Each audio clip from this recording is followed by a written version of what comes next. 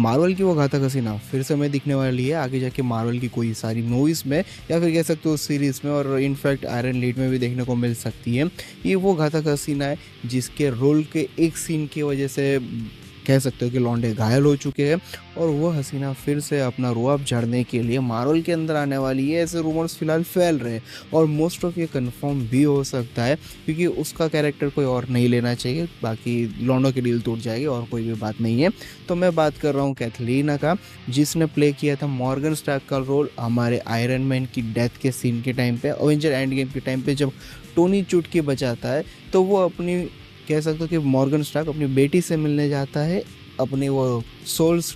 Stone के जो world में है, जहाँ पे हमें थैनोस को भी देखा था जब उसने फर्स्ट टाइम स्नैप किया था तो वो कहीं और पहुँच गया था जहाँ वो गमोरा के किड वर्जन से मिलता है। लेकिन यहाँ पे जो है हमारा टोनी उसकी बेटी के बड़े वर्जन से मिलता है, जहाँ पे वो उसे सारी चीज़ें बताती है कि आपने जो किया वो ठीक था, उसके बाद हम लोगों की ज़िंदगी सही चल रही है और सारी चीज़ें फ़िलहाल सही राह में चल रही है। और यहाँ तक कि अभी मैं आपके सामने बड़ी भी हो चुकी हूँ, मतलब कि ग्रो हो रही हूँ, मतलब कि मेरी भी डेथ नहीं हुई है, मैं भी उस स्नैप के बाद सर्वाइव कर गई हूँ। वो चीज़ हमें देखने को मिलता है। अब ये सारी चीज़ें तो उसने बता दी, लेकिन ये नहीं बताया कि आगे जाके वो हसीना फिर से हमें देखने को मिलेगी या नहीं, क्योंकि काफ़ी लोगों का उसने दिल ले लिया था। अब ऐसे तो ये कैरेक्टर काफ़ी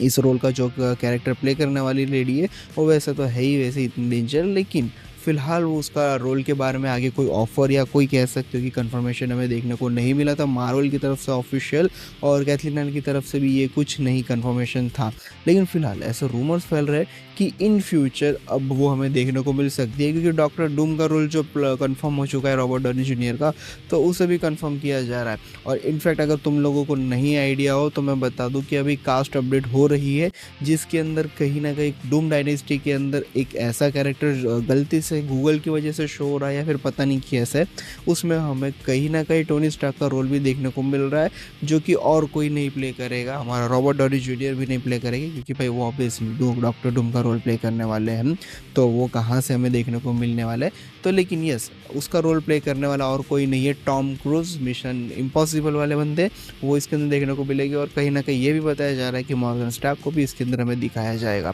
अब ये सारी बातें कहाँ तक सच होती है या फिर कहाँ तक जाती है, ये आने वाला वक्त ही बताएगा। लेकिन इस घातक हसीना को अगर इन मार्वल वालों ने ले आया तो कह सकते हो कि बवाल मच जाएगा और लॉन्डो के तो दिल टूट जाएंगे अगर इसे ना लाया गया तो। लेकिन अब फिलहाल तो यही रूमर्स फैल रहे कि भाई इसे हम आगे जाके इन फ्यूचर एमसीयू में या फिर एमसीयू में भी हम देख पाएंगे, क्योंकि वैसे भी वुमन एम्पावर जिंदाबाद हो रहा है मार्वल के अंदर, अभी उसी को ज़्यादा सपोर्ट किया जा रहा है, तो मोस्ट प्रॉब्ली ज़्यादा चांसेस इसके हैं। और थोड़े बहुत चांसेस कह सकते हैं आयरन लीड में हो गए, लेकिन ये थोड़ी बहुत ही है क्योंकि अभी तक उसका किड वर्जन इतना बड़ा नहीं हुआ है, और मोस्ट प्रॉब्ली शायद हो सकता है